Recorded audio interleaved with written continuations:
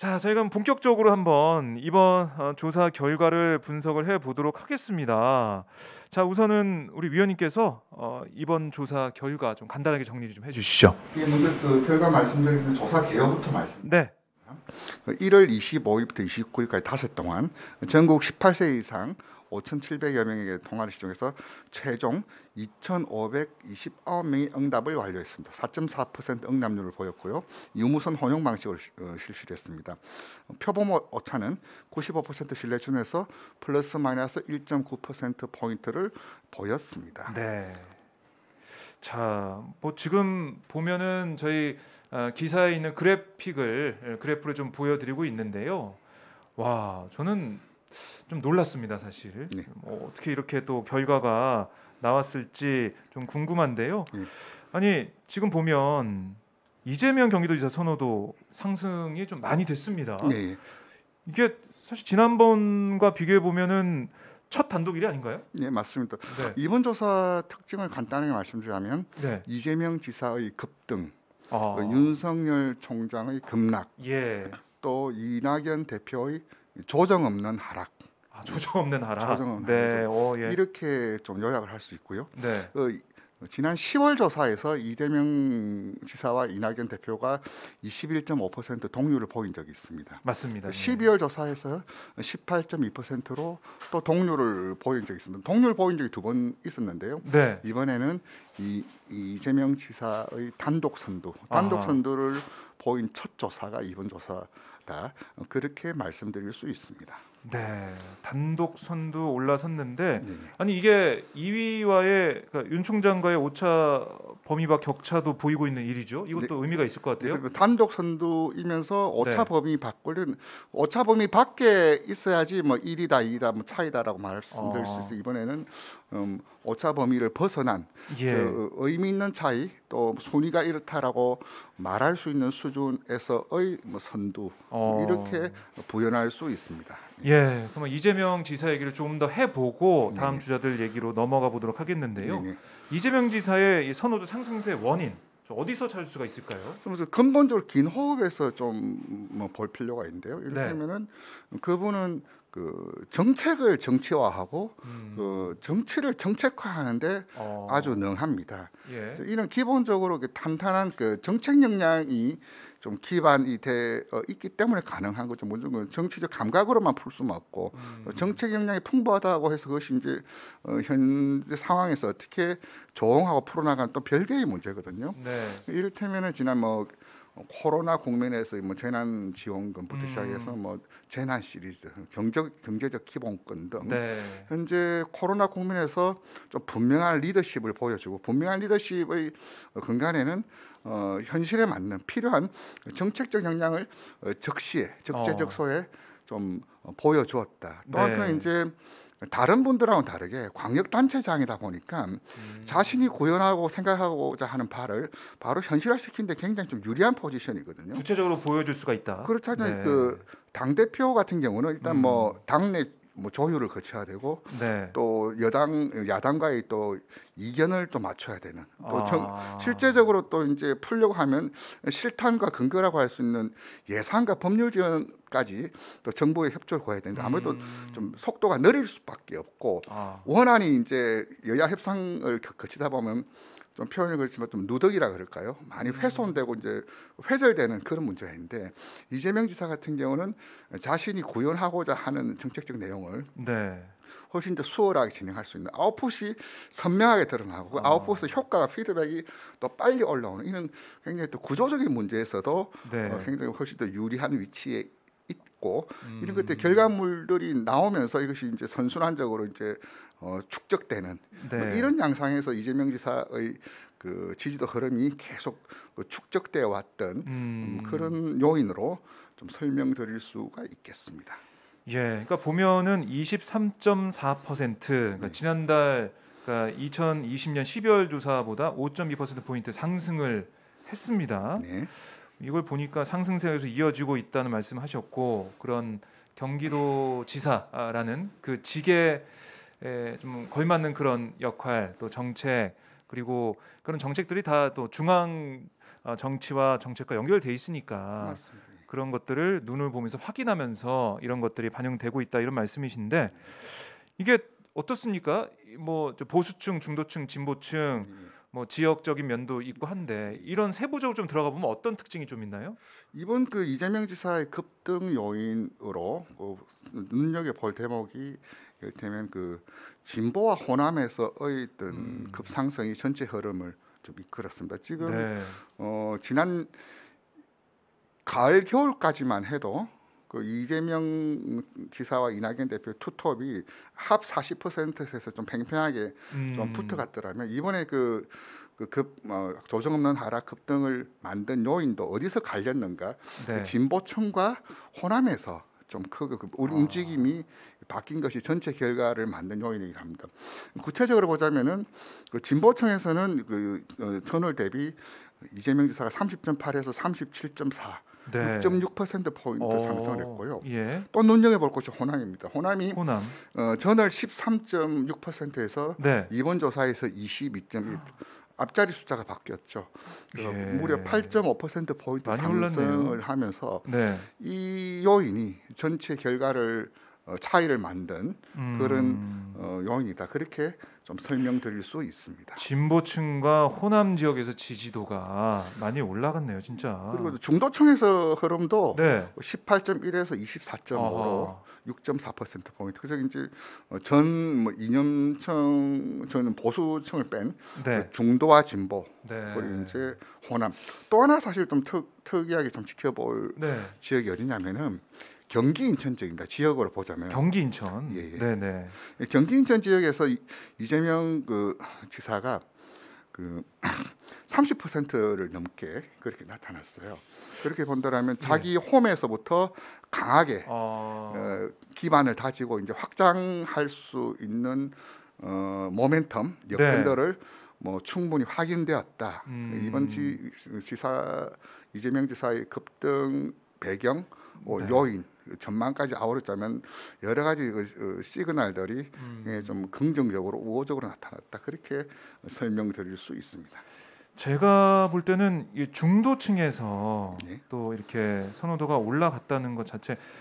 그래서 요즘 보면은 여야가 많이 대립을 하고 있기 때문에 중도층을 누가 설득시키느냐 여기에 뭐 관건이 달려 있다라는 말씀 많이 하시던데 이건 이재명 지사 쪽 입장에서 보면은 좀 고무적인 그런 일이겠네요. 예, 맞습니다.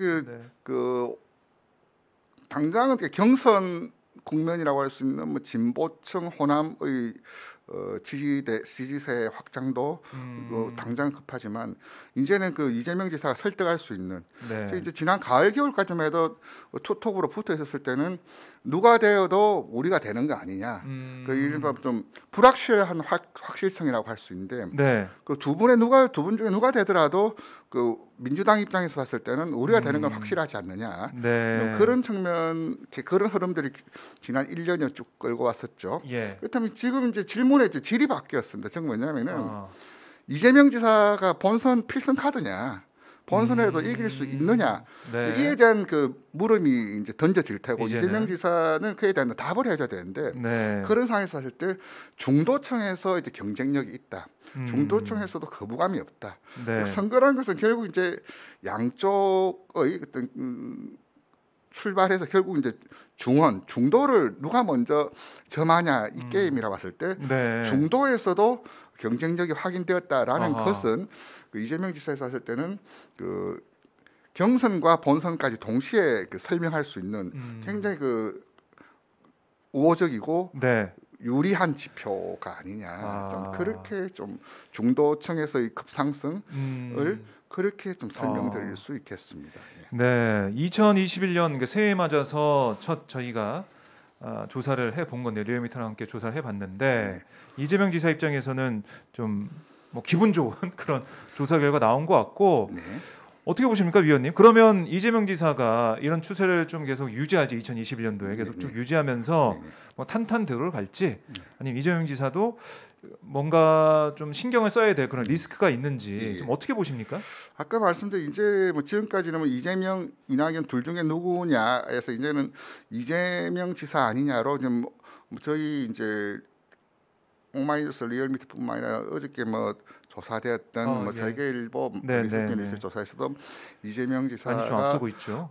탑으로 그 월등히 앞선 1위로 나왔는데 네. 일단 지금까지 한 번도 이재명 지사 쪽에서는 확장 전략만 있었고 아. 공격적으로 진척했지만 이제는 여러 가지 안에서 밖에서 여러 가지 어떤 뭐 근본적인 문제부터 현안에 대한 어떤 입장 등 여러 가지 이제 차원이 다른 유의 어떤 질문이라든지 예. 대응을 요구할 겁니다. 즉 다른 한편으로 설명하자면 이재명 지사도 이제부터 본격적인 리스크 관리를 해야 되고 이제부터 작은 실수 하나라도 좀 크게 좀 비춰질 수 있는 그런 우려 또 이제 득점은 지금까지 뭐 공격적으로 했지만 이제 실점을 어떻게 최소화하고 이 흐름을 가지냐. 네. 오늘 뭐 오마이뉴스에서도 그런 기사 나왔지만 이제부터는 이재명의 적은 이재명이다. 아하. 즉 이제 만약 이재명 지사가 다른 사람들 어떻게 제시하고 보여주냐에서부터 네. 이제는 그런 여러 가지 어떤 요건들에서 어떻게 대응을 잘하느냐 리스크 관리 이 점이 지지율을 어떻게 좀 더 견조한 흐름 혹은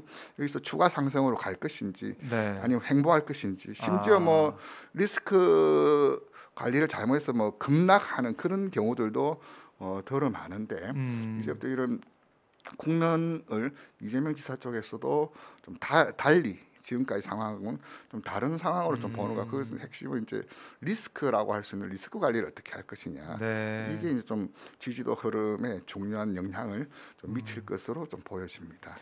지금까지는 저희 이 조사 월간 추세를 쭉 보면 그 동안은 계속 쫓아오는 그 추격자였죠. 예. 그래서 좀 공격적인 그런 모습을 좀 보이는 말씀하신 것처럼 이제는 1위로 달리기 때문에 1위라는 것은 참 외로워요. 그렇죠. 뭐 앞에서도 치고 뒤에서도 치고 이러기 때문에 특히 이제 그 예선 상황에서 1위는 그 모두의 적, 그러니까 모두 공적이죠. 그래서 모두가 공적이다. 1위를 타겟으로 예. 이제 덤벼들 텐데 네. 이제 안과 박 그리고 뭐 피하 없이 아하. 전방위적인 이제 공격과 압박이 네. 들어올 것인데 이제 이런 1위의 어떤 수성과 확장을 동시에 해야 되는.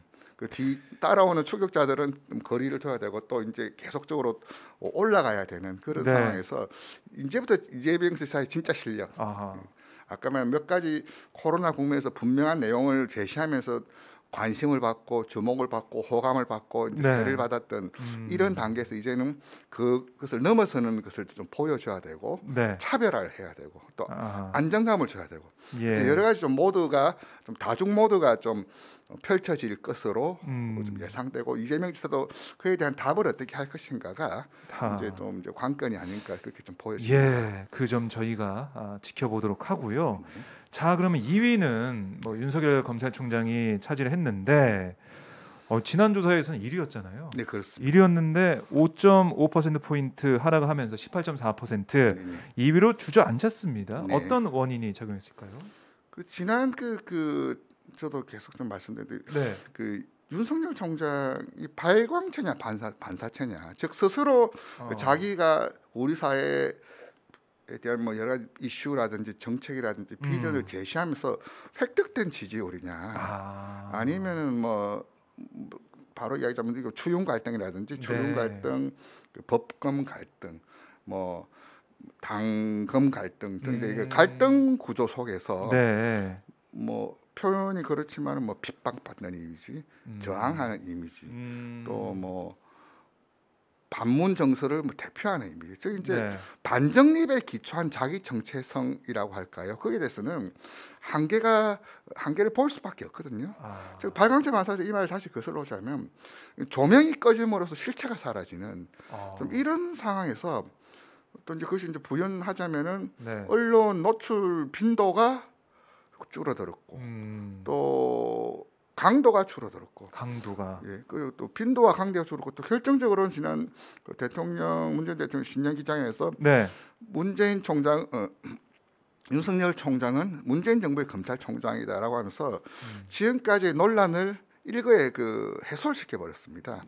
이제 그러면서 이제 또 국면이 전환되고 이러면서 윤석열 총장이 지난 12월 조사까지 쭉 거침없이 상승을 해왔어요. 그래서 추가 상승을 하려면은 이분이 우리 사회에 대한 뭐 인식이라든지 여러 가지 현안들에 대해서 그 중간 급유를 받아야 되는데 네. 그 지난 1월 달부터 모든 이슈가 종결이 되면서 아하. 더 이상 이분이 그 지지도 상승을 하려면은 네. 계속적으로 우리 사회에 말을 던져야 되고 말을 답해야 되는 그런 상황에서 음. 구조적으로 그럴 수 없는 상황이 돼버렸죠. 아하. 그런 상황에서 이제 뭐 아까 말씀 언론 노출이나 노출의 빈도나 강도 같은 뭐 현상적이고 다 드러난 상황인데 그러면서 이제 조정은 그 1년 예견되었다. 아, 예견되었지만 이렇게 급격히 빠질 것까지는 몰랐지만 어느 정도 그 계속적 하방 압력, 그 계속적 하방 압력 밑으로 밑방향으로 내려갈 것으로 예상했지만 뭐 급락이라고 제가 표현했는데 뭐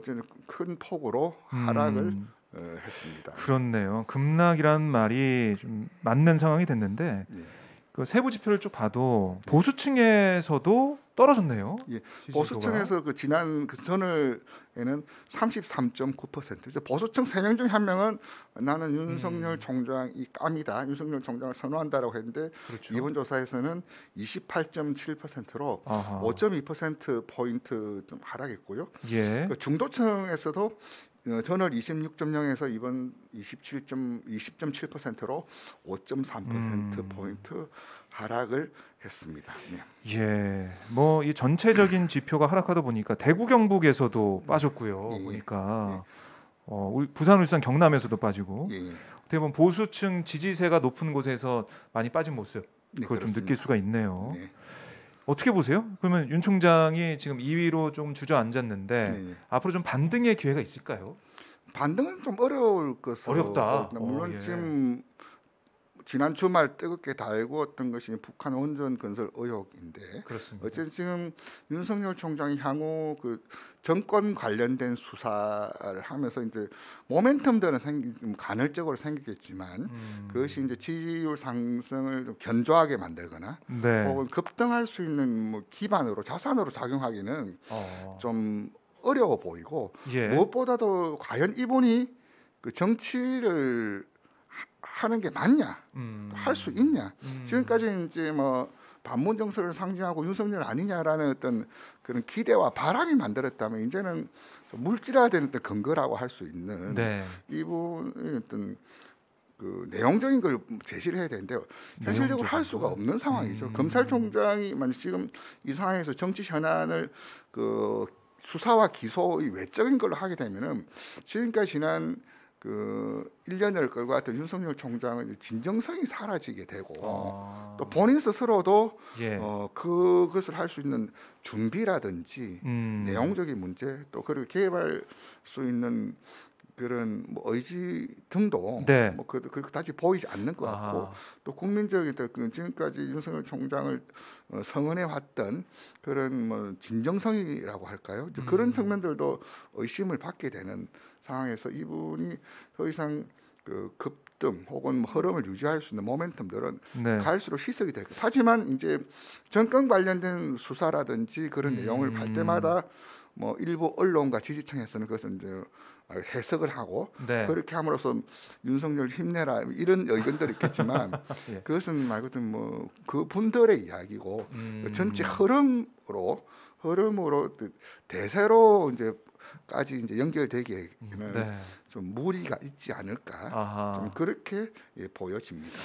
예, 그러니까 윤 총장이 정말 이 추미애 장관 임명 이후에 언론에서 계속 뭐 추미애 장관의 대척점에 서 있는 것처럼 해서 많이 써줬죠. 그렇죠. 예. 네, 그러면서 국민들이 볼 때는 윤 총장이 이제 문재인 대통령에 맞서는 그런 투사 이미지를 가지고 있구나. 네. 우리가 지지해줘야겠다. 그래서 화환도 많이 보내고 그렇죠. 그랬는데 이제 그런 게 점점 사그라지고 사라지다 보니까 아까 말씀하신 것처럼 발광체나 반사체니까 빛이 없으니까 조명이 꺼지니까 윤석열 총장도 지금 좀 사라지는 잘 안 보이는 듯한 그런 상황이 됐다 이런 말씀이신데요. 자, 오늘 우리 전문위원님 말씀 들어보니까 설명이 귀에 쏙쏙 들어옵니다. 예, 저 시청자분들 좋아하고 있는데 네. 윤 총장이 2위로 지금 내려앉았다면 3위도 사실 글쎄요. 작년까지만 해도 이런 상황이 올까 했는데 이낙연 대표가 지난달보다 4.6% 포인트 떨어진 13.6%로 3위. 그것도 1위와의 차이는 한 10% 포인트 가까이 납니다. 네. 이 상황 좀 어떻게 보세요? 아마 오늘 그 발표된 조사를 네. 보면서 이재명 지사, 윤석열 총장, 그 이낙연 대표 요 관계자들이 보자면 아마 가장 그 심란하고 해석을 어떻게 할 건가 아마 곤혹스러운 쪽이 아마 그 이낙연 대표 쪽이 아닐까 좀 그렇게 네. 좀 보여지는데요. 지난 6월 조사에서 30.8%를 나왔어요. 이번 조사는 13.6%, 즉 반토막 수준으로 좀 그렇네요. 가버렸는데 저희 그래프만 봐도 저희가 지금 화면에 그래프를 띄워놓고 있는데요. 말씀하신 것처럼 지난해 6월에 네. 이낙연 대표의 지지도가 진짜 30%를 넘어가지고 저 위에 있는데 예. 1월 조사를 보니까 쭉 내려와가지고 13.6%. 와. 아까 제가 특징을 말씀드려서 그 이낙연 대표의 특징이 조정 없는 하락이라고 말씀드렸지 않습니까? 그렇네요. 보통 이제 윗방향이든 아랫방향이든 네. 최소한 이렇게 뭐 다지면서 가고 혹은 뭐 정리하면서 가야 되는데 네. 지금 그래프 한번 좀 다시 보여주시면 30.8에서 13.6까지 거의 우하향으로 그러네요. 슬라이딩 타는 한 번 더 이렇게 뭐 다지거나 좀 출렁거리면 윗방향이든 아랫방향은 출렁거리면서 가는 게 일반적인 패턴이거든요. 좀 뭐 이슈를 적극적으로 하면서 좀 위로 가든 아래를 가든 출렁거리면서 네. 결국 이제 상승 하락을 보는데 이낙연 대표를 보자면 거의 30.8에서 지금 13.6까지 거의 조정 없이 그냥 쭉 미끄러지는 양상에서 네. 이 과연 이것을 어떻게 해석할지 지금 이제 이 수준에서 여기서 더 밀려 버리면 그러게요. 과연 이제 지금 아까 이재명 지사에게는 과연 그렇다면 그 필승 카드 맞냐 이렇게 뭐 라는 질문에서 새로운 차원에서 어떤 관심과 그 요구가 좀 형성이 되었더라면 이낙연 대표에게는 지금 이 질문을 과연 회복이 가능한 수준이냐 회복을 하더라도 과연 전 고점 혹은 네. 뭐 전 강세를 보였던 그런 상황까지 과연 갈 수 있느냐 그 반짝 회복이냐 아니면 진짜 완전히 턴을 하고 네. 갈 수 있느냐 여러 가지 이 상황이 이낙연 대표 입장에서는 지금 지난 사면론 이후 좀 반등을 꽤 하고 어떤 좀 뭐 변화를 좀 일으켰지만 그 정말 그 내리막길에서 악셀레터를 밟는 오히려 좀 그런 그렇게 결과적으로 그렇게 작용이 되면서 지금 이낙연 대표 지금 이 상황에서 2월달 오늘 2월부터 2월이 시작된 2월 한 달은 말 그대로 이낙연 대표가 가지고 있는 모든 역량이라든지 어떤 상황을 투여하지 않으면 3월달 지나면 바로 4월달 선거지 않습니까? 그럼요. 이낙연 대표도 운명의 시간, 좀 크리티컬 타임이 좀 오고 있다. 좀 그렇게 좀 말씀드릴 수 있겠습니다. 영어도 잘하시네요. 크리티컬 타임. 뭐 별로 아는 건 없는데 그나마 몇 개 중에서 끄집어낸 겁니다. 네. 자, 그러니까 3월에 이제 대표직에서 내려와야 되기 때문에 시간 별로 없다 말씀하셨는데 그렇죠, 네. 그럼 이건 한번 짚어보죠. 1월 초 그 새해 벽두부터 인터뷰를 통해서 사면론을 제기했습니다. 이명박, 박근혜 두 사람에 대해서 사면을 해야 된다. 뭐 이런 취지의 얘기를 했는데 어떻습니까? 이게 국민통합 위한 그런 제안이다라고 했습니다. 정말로 실제로 여론을 보면 뭐 중도층이나 아니면 보수층에 좀 반응을 했나요? 어떻게 보세요? 뭐 세부 특성들로 한번 보겠습니다. 네, 지금 네. 전월 대비했을 때 중도층에서는 18.6%에서 12.9%로 5.7% 포인트 하락을 했네요. 오히려. 예. 뭐 진보층에서는 29.2%에서 24.0%로 5.2% 포인트 하락을 진보는 하락할 것 같았고요. 진보는 이제 예견됐던 그렇습니다. 지만 그렇다고 중도층도 중도층도 안 움직이지 못했고 네. 결정적인 것들이 이제 결국 이낙연 대표를 지금 지지를 떠받들어 왔던 것이 이를테면 진보 민주당 지역으로는 호남이었거든요. 호남 출신이니까요, 또 특히. 그렇죠. 또 우리 이번에는 우리 출신 만들어오자라는 그런 기대도 그 호남 출신이고 지금 지사까지 하셨고. 그렇습니다.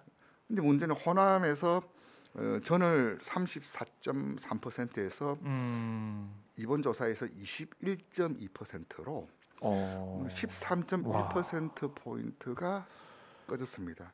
이 정말 많이 내려왔네요. 대목이 호남의 물론 그 지난번 대통령 신년기자회견하고 뭐 사면 관련해서 국민 여론 보고 하겠다 그러면서 그 이낙연 대표 급히 호남으로 와서 진화를 하기도 했었고 네. 호남에서 굉장히 그 좀 거센 반발도 있었죠. 또 호남 출신 현역 의원이 또 이재명 지사 또 지지 선언을 하면서 좀 뭐 흐름이 좀 심상찮다라고 하면서 적극 진화에 나섰지만은 이번 조사 지난 5일간 조사한 결과 봤을 때 호남의 정서를 돌리지는 못했다. 불을 끄지는 못한 거 아니냐. 좀 그런 해석도 뭐 과하지는 않은 수준의 이야기가 나왔고 이재명 지사는 거꾸로 이제 호남에서도 급상승을 좀 보였다는 것은 아까 의미하는 바가 말씀드린 있네요. 13.6에서 22.1%로 이재명 지사가 앞자리수가 바뀌었지 않습니까? 지금 호남에서도 지금 이번 같은 경우는 22.1 대 21.2%. 이낙연 대표가 뭐 오차범위 아니라서 뭐 밀렸다 혹은 졌다라는 표현을 쓸 수는 없지만 어쨌든 호남에서도 그 지금까지 뭐 이렇게 아까 30%에서 13% 반토막이 나더라도 호남에서는 30%는 이렇게 이낙연 대표를 좀 지지해주고 밀어왔었는데 이제는 그 양측이 그 숫자 의미 없을 수준으로 붙어버렸다는 것은 이재명 지사 입장에서는 굉장히 뭐 파란불 좀 긍정적인 시그널이지만 이낙연 대표 입장에서는 빨간불이 연달아 켜졌다. 이 좀 굉장히 아픈 대목이다라고 그렇게 말씀드릴 수 있습니다. 네. 오늘 여론조사 결과를 보고 그 이재명 지사 쪽과 이낙연 대표 쪽 희비가 엇갈릴 것 같은데 위원님 좀 어떻게 보십니까? 이낙연 대표가 그러면 어떤 전략을 좀 세워야 이 하락하는 지지율 추세를 좀 멈추고 다시 한번 상승세로 좀 바꿔 탈 수 있을까? 이걸 좀 어떻게 전략을 세워야 된다고 보세요? 결국 지금 그 이낙연 대표가 지금 지난달까지 나왔던 말이 뭐냐면 이낙연 대표의 어떤 대선 후보 적합도 선호도 지지율이 당 지지율과 뭐 동조화 그 동조화라기보다는 그 일체화식으로 거의 같은 수준에 움직였다라면 그 지금까지는 그 당 대표로서 당 지지율을 상승 회복하는 것이 그 본인 지지율을 올리는 첩경 아니냐, 지름길 아니냐라고 했지만 이제는 좀 그런 상황은 좀 지난 것 같아요. 당 지지율은 이제 재보선 서울 부산 재보선 있고 신년 기자회견 뭐 코로나 문제들 좀 거치면서 나름대로 민주당 지지율은 좀 안정화 추세에 들어 있고 심지어는 뭐 소폭 뭐 등락을 반복했지만 현재 30 초중반선에서 자리를 잡고 있지만 이제는 그 당 민주당 지지율과 이낙연 대표 어떤 그 지지율이 동조화 아니라 탈동조화라고 하죠. 그 디커플링이라고도 하는데 어쨌든 흐름이 뭐 같이 가기에는 또 이제 이낙연 대표가 곧 이제 당 대표직을 이제 떠나기로 예정이 되어 있는 상황에서 어쨌든 이제 그런 상황 당 지지율과 그 개인 지지율이 같이 움직이는 상황은 이제 그 국면에 이제 벗어난 것 같습니다. 이제 문제는 이낙연 대표만의 개인기를 보여줄 수 있는 그 시간도 이제 뭐 얼마 남지 않았다 이렇게 좀 말씀드리고요. 근데 문제는 이분이 그 총리를 마치고 당으로 오기 전에 무엇을 했냐면은 코로나19 국난극복위원장을 하셨어요. 그랬죠. 맞습니다. 이분은 그냥 지금 현재 대부분의 그 사람들 좀 착각을 하고 있는 게 코로나 국면이 본격화되면서 코로나 국면을 그 중앙방대본 그 위원장 본부장이 총리예요. 정세균 총리가 실제적으로 작년부터 코로나 국면을 그 실무조 총괄에서 끌고 왔지만 우리 기억에는 느낌에는 이낙연 대표가 그 총리 계속 코로나 국면을 한 거죠. 왜냐하면 그 총리직을 마치고 바로 그 총선 국면, 총선에서 이제 당 대표 국면 요 기간에 굉장히 정치적인 의제가 뭐 터지고 여러 가지 그런 것들을 끌고 나간 측면에서 또 중앙방대본이 이제 공무원 조직, 행정 조직을 통해서 적극적으로 이제 그 진화했다라면 정치적으로 수렴하고 반향을 보였던 것은 당이었고 그 당의 그 실제적으로 그 코로나 국난극복 위원장을 하는 분이 그 이낙연 현 대표거든요. 그렇기 때문에 코로나의 영향이라든지 코로나가 어떻게 앞으로 우리 사회를 바뀌고 또 뭐 데미지를 어떻게 줬는지에서 정세균 총리만큼 잘 알고 있는 분이 이낙연 대표죠. 그렇죠. 근데 지금 아직도 지금 이제 코로나가 이제 뭐 백신이 이제 이번 달부터 들어오고 뭐 하지만 코로나의 영향, 코로나의 그늘에서 뭐 우리 사회의 어떤 여러 문제, 여러 분야에서 이 그 그늘이 짙어지는 상황에서 어찌보면 그래서 가장 잘 알고 있는 분이 이낙연 대표인데도 네. 그것을 그 적극적으로 좀 활용이란 표현이 그렇지만은 그 가장 아젠다를, 잘 알고 네. 뭐 속속들이 알고 여러 가지 문제들에 대해서 네. 그 대안을 제시하고 해법을 누구보다도 많이 알고 계시는 분이 이낙연 대표인데도 결국 뭐 이익 공유제라든지 여러 가지 좀 약간 좀 그 많이 하는 뭐 지식과 경험 대비해서 해법이 솔루션이 좀 뭐 약간 좀 미흡한 거 아니냐. 미흡하다. 예. 잘 와닿지가 않고. 그렇죠. 그럼 그렇게 충분히 아는 만큼에 대해서 좀 그런 문제들이 있고. 예. 또 다른 한편은 지금 이제 재보선이 이제 얼마 남지 않았는데 결국 이제 마지막 카드는 재보선 분위기를 어떻게 좀 붐업 조성을 할 것이냐. 이제 공천 관리, 네. 공천 관리 어떻게 하고 또 결정적으로는 뭐 당 대표직에서는 물론 시점이 되겠지만 재보선 성적표가 이번에 어떤 마지막 어떤 반전 카드, 그 게임 체인저로서 어떻게 할 수 있을까가 그 지지율 흐름에 영향을 미치지 않을까 그렇게 좀 보여집니다. 네. 그러니까 이낙연 대표가 대표직에서 물러나더라도 아마 그 선대위에서 역할을 하겠죠. 그렇죠. 안 할 수가 없죠. 네. 그래서 재보궐선거 승리를 이끌기 위해서 노력할 텐데 네. 이 결과 저희가 뭐 이렇게 지켜봐야 될 것으로 보이고 그 전에도 뭐 이제 이번 2월 국회에서 대표 연설도 있고 할 텐데 그렇죠. 예. 그걸 통해서 국민들에게 자신의 진정성이나 아니면 정책적인 뭐 설득 이런 그렇죠. 것들을 해 나가고 네네. 그런 공감대를 불러 일으킨다면 네. 뭐 반등할 수 있는 여지는 있지 않을까 싶은데 예. 이낙연 대표 하기 나름이다 뭐 이렇게 볼 수 있겠네요. 이제는 그래서 이제 자신만의 것을 좀 보여주는. 그 이제 과거에 했던 그 소위 말하는 좀 이름값이라 그러나요, 뭐 체급이라 그러나요, 네. 그런 어떤 그것이 많이 좀 빠져 있는 건 사실이에요. 아하. 이제는 진짜 그 이낙연의 시간이 그냥 이낙연 시간. 그뭐 좋은 게 아니라 진짜 운명의 시간이고 운명의 그것이 시간. 이제 보여줄 시간이고 네. 아까 말씀드린 이제 정기국회라든지 이번 설 전후 또 백신 여러 가지 이제 좀 그동안 좀 막혔던 것들이 조금씩 이제 해소되지는 좀 보여줘야 될 시기가 온 거죠. 이때 이낙연 대표가 무엇을 보여줄 수 있을지 네. 또 그래서 국민들은 보여준 결과에 대해서 그 어떻게 좀 평가할지 저는 아까 크리티컬 타임이라고 표현을 썼는데 네. 이 시간이 뭐 골든 타임이 될지 크리티컬 타임이 될지 굉장히 중요한 시기다. 좀 그렇게 좀 말씀드릴 수 있습니다. 네. 알겠습니다. 자 이렇게 이번 여론조사에서 1위부터 3위까지 저희가 좀 자세히 알아봤고요. 그다음 그 뒤에 이제 보면은 4위를 안철수 국민의당 대표가 차지했고 5위를 홍준표 무소속 의원, 그리고 6위가 나경원 전 의원인데 글쎄요, 뭐 지지율은 그렇게 눈에 띄게 보이는 건 아닙니다. 5%대 4%대인데 이런 생각 좀 많이 하실 것 같아요. 국민들이 볼 때는 와 이렇게 부동산 대책이 잘못됐고 정권의 비판적인 보도도 많이 나오고 목소리가 많은데 왜 이 보수 야권 주자들의 선호도 상승은 없냐. 특히 지금 쭉 보면 1, 2, 3, 4, 5위, 5위까지는 네. 국민의힘 소속이 없어요. 네, 맞습니다. 이거 보면 참 뭐 신기하다. 왜 이런 결과 나오지 이런 생각 하실 것 같은데 위원님이 좀 해석해 주시면 어떻게 볼 수가 있을까요? 그 다시 한번 그 말씀드릴게요. 모두 당 바깥 인사. 당박 예, 그렇네요. 그 안철수 지금 서울시장 유력한 그 후보로 이렇게 저 거론되는 안철수 후보도 네. 국민의힘 당 바깥 인사. 밖에 있죠. 예, 맞습니다. 그래서 그 좀 그런 문제가 있고 아까 윤석열 총장이 하면서 발광체냐 반사체냐고 말씀드렸잖아요. 네. 지난 그 가을부터 연말까지 달고 왔던 이른바 초용 갈등, 윤석열 총장의 어떤 급등 국면에서 발광체 반사체와 또하게 다르게 또 볼 수 있는 게 뭐냐면 버팀목이냐 가림목이냐.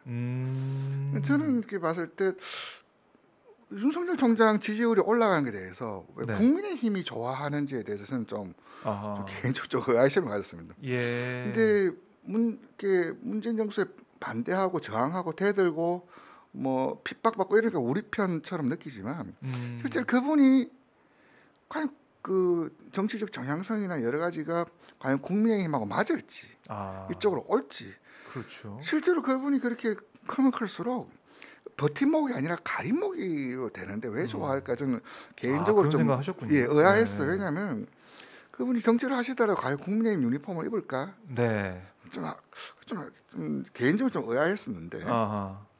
문제는 이제 윤석열 총장의 그렇게 쭉 이제 블랙홀처럼 다 이제 빨아들였죠. 사실. 블랙홀이 되면 또 한 축으로 그 다음에 뭐가 나오냐면은 음, 싱크홀이 나와요. 싱크홀이.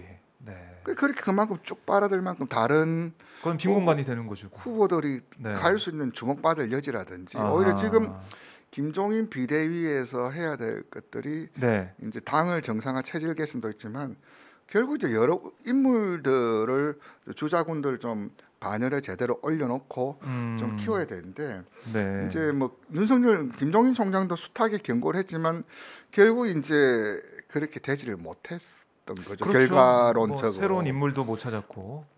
예. 맞았을 때 지금 보수 야권이 왜 주목을 못 받는가에 대한 그거는 이제 몇 가지 여기서 설명드릴 수 있어요. 무엇보다 개인의 역량의 문제라기보다는 네. 지금 두텁게 그리고 공고히 오랫동안 형성되어 있던 국민의힘에 대한 반감 이미지, 그래요. 반정서 비호감 아하. 뭐 이런 식으로 이런 것들을 좀 김종인 위원장께서 이제 비대위원장 오면서 이제 좀 나름 뭐 중도화 전략, 호남을 방문하고 네. 그 중도화 공약 그리고 이제 좀 경제 민주화라든지 여러 가지 좀 그 때로는 민주당보다 더 급진적인 그 아젠다를 내면서 결국 이것을 하는 궁극적인 목적은 뭐냐면은 그 수권 정당으로서의 정책과 대안을 만드는 것도 있지만 네. 그 중간에 있는 것이 그냥 박근혜 전 대통령 탄핵 때부터 또 형성되었던 비호감. 아하. 그게 그건 아직도 뭐- 해소가 안 됐다. 이렇게 그렇죠. 볼 수 있나요? 그것을 음. 해소를 하는 것이 어찌보면 뭐 수권 정당으로 가는 그 가장 뭐랄까 뭐 네. 장애이기도 하고 또 선결이라고도 할 수가 있는데 네, 네. 그것에 대한 아직도 여전히 좀 두터움이 아, 인물에 대한 아직도. 역량보다는 아직도 당에 대한 어떤 마뜩차나함 네. 혹은 뭐 반문재인 정부의 실정도 보이고 뭐 여러 가지 뭐 근데 대한 잘못한 세력으로는 것도 보이고 있지만 대안으로 인정이 못하는 것은 단순히 뭐 불근데 불과 4, 5년 전까지 그분들이 나라를 운영했던 분들이에요. 실력이나 몰라서가 아니라 아직도 그 두텁게 형성되어 있는 비호감을 좀 예. 불식 내지는 제거랄까요? 음. 그에 대한 것들이 여전히 개인 인물이 좀 가려지는 뭐 그런 결정적인 요인 아니냐 좀 그렇게 좀 말씀드릴 수 예. 있습니다.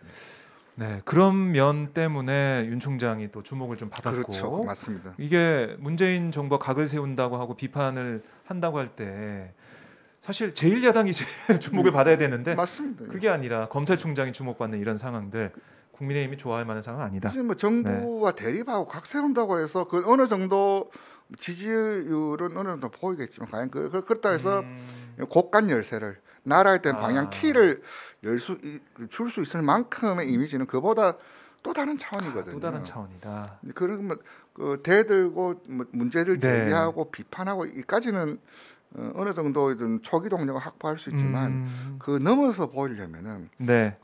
일단 국민들의 사랑을 받아야 되겠죠. 아, 그난 저 정당은 우리를 대변할 정당이다. 저 정당은 저 정당을 선택함으로 저 후보를 선택해서 나와 우리 공동체가 한결 나아질 것이다라는 기대와 믿음 속에서 정책과 내용이 이제 구현이 돼야 되는데 네. 아직도 두터히 형성되는 것은 그런 말로 할 수 있는 문제가 좀 사과만 해도 좀 그렇게 보거든요. 사과는 상대가 만족할 때까지 상대가 그만 하라고 할 때까지 사과의 진정성이라는 게 있는 거지. 뭐 사과를 두고서도 뭐 MB 박이 뭘 잘못했냐, 그게 뭐 왜 그러냐 이런 데에서 했을 때 과연 국민들이 그것을 사과라고 평가할 수 있을까요? 본인들도 목소리 하나도 못 모으는데 사과도 사과에 이제 대해서. 사과도 토를 달고 사과에도 뭐 이유가 붙고 뭐 네. 대상이 됐을 때는 과연 그것을 진정한 사과라고 할 수 있을까? 저는 그런 데서부터 좀 보자면은 과연 국민의힘이 좀 변화 변신을 하려면은 진짜 모두가 자기들 책임을 져야 되고 좀 통렬하게 좀 반성도 하고 해야 되는데 그런 것에서부터 엇박자가 나오고 자꾸 말이 나오는 거여서 그것을 사과라고 물론 사과는 했다라지만 사과로 받아들일 국민은 또 별개더라. 그건 좀 그렇죠. 그런 게 좀 봐야 되지 않냐라고 좀 봐요. 사과를 이를테면 받아들인 사람의 그렇죠. 사과는 입장을 봐야 되니까. 받아들 말때 뭐 좀 비약을 하자면 일본 정부는 우리 국민들에게 사과를 했다라고 해요. 네. 나름대로 자기는. 하지만 그것이 이제 뭐 저희가 우리 국민이 만족하다 이제 그만하시라, 이제 뭐 과거 우리 충분히 이제 이해하고 당신 마음 알았다. 그것은 받아들이는 사람의 결정된 거지. 네. 우리도 했지 않았냐. 그렇게 해버리면 오히려 더 뿔이 나죠. 너 과연 진짜 한 거냐? 예. 처럼 지금 국민의힘 이제 일야당이 있어서 아직도 그 박근혜 정부의 그 트라우마랄까요? 네. 혹은 뭐 상처 이런 것들이 좀 가셔지지 않은 상황에서 그 사과를 하고 진짜 호남을 그냥 때 되면 가는 게 아니라 진짜 그 꾸준히 가야 되고 중도화 뭐 가겠다는 것은 정책 한두 개 발표하고 뭐 기자회견 한두 번 할 문제가 아니라 그건 지속적으로 꾸준히 이제 진짜 됐다. 이제 당신들 이제 우리를 이해하는구나라는 것을 그 진정성을 느낄 수 있을 만큼 해야 되지. 뭐 이런 수준에서는 여전히 그 국민의 그 비호감을 쉽게 그 단기간에 극복할 수 있는 문제는 아니다. 알겠습니다. 그런 게 대선 주자 선호도에 반영돼 있다. 그 기본적인 데서부터 좀 충분치 못하지 않느냐 좀 보여지고요. 알겠습니다. 자, 저희가 전문위원님 말씀 듣다 보니까 너무 청산유수라서 시간 가는 줄 모르겠어 빠져들게 되는데 저희 애청자께서는 우리 전문위원님 미남이실 것 같다. 마스크 벗으시면 이런 말씀도 하고 계시고 여러 가지 좋은 댓글들이 올라오고 있습니다.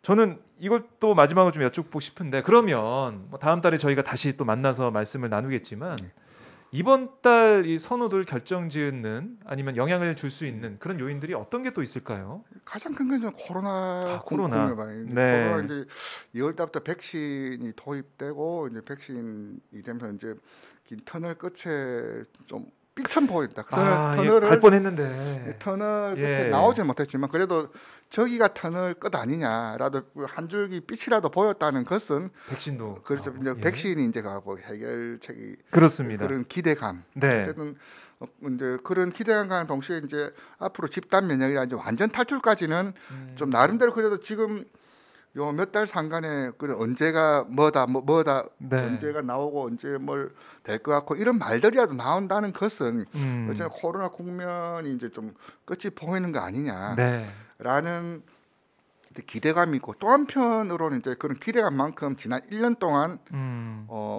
여러 피해라 그럴까요? 네. 뭐 영향을 받았던 그런 국민들이 이제는 너무 많이 힘들었어요. 특히 자영업 종사 대면업종 하시는 분들 참을 만큼 참았다. 저는 그분들이 어떤 뭐 저항이라고 생각하진 않아요. 진짜 뭐 절규예요, 절규. 저항이 아니라 그런 이제 그런 뭐 피로감이라 그럴까요? 혹은 좀 피해 이런 것들도 좀 그게 좀 달아 있는 끝이 보이는 만큼 그만큼 참고 견뎌왔던 그분들의 어떤 그 데미지 이런 것들도 이제 뭐 분출이 되는 시기인데 결국 이제 코로나 위기가 이제 어떻게 할 것인가가 현재 그 단순히 어떤 정권과 정당의 문제가 아니라 우리 사회가 어떻게 갈 거냐 이런 문제들도 같이 좀 걸려 있는데 결국 코로나의 문제, 뭐 손실보상제라든지 지금까지 우리가 경험하지 못했던 그런 상황에서 좀 여야 정당 특히 이제 나라를 이끌겠다고 하시는 그 대선 주자로 나서시는 분들은 좀 여러 가지 아이디어라든지 코로나에 대해서 어떻게 풀자는 문제가 또 있을 것 같고요. 또 뭐 정치 이슈로 시선을 돌리자면은 이제 4월 재보선이 이제 본격화될 건데 이제 후보들도 이제 2월 지나고 이제 한 60여일 남았는데 실제로 이제 선거 기간 빼고 뭐 공천 빼면 이번 2월 한 달이 그렇네요.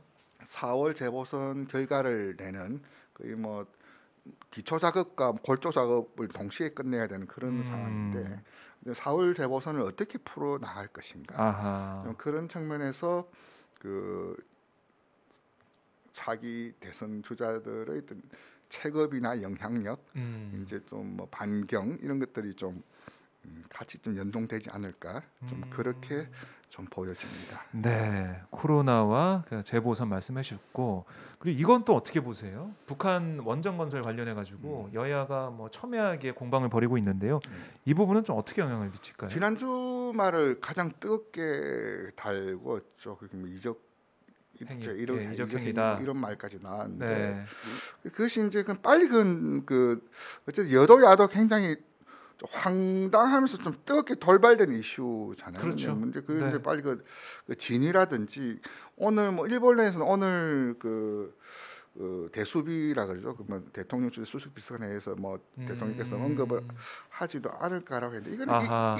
뭐 그런 관측도 있던데 네, 이런 문제는 또 뭐 여당은 여당대로 야당은 야당이고 자중질환 서로 이제 말이 넘치면서 약간 서로 좀 꼬인 측면들도 지난 주말 좀 보였는데 네. 이런 문제는 간단합니다. 있는 그대로 보여주면 되는 거예요. 아하.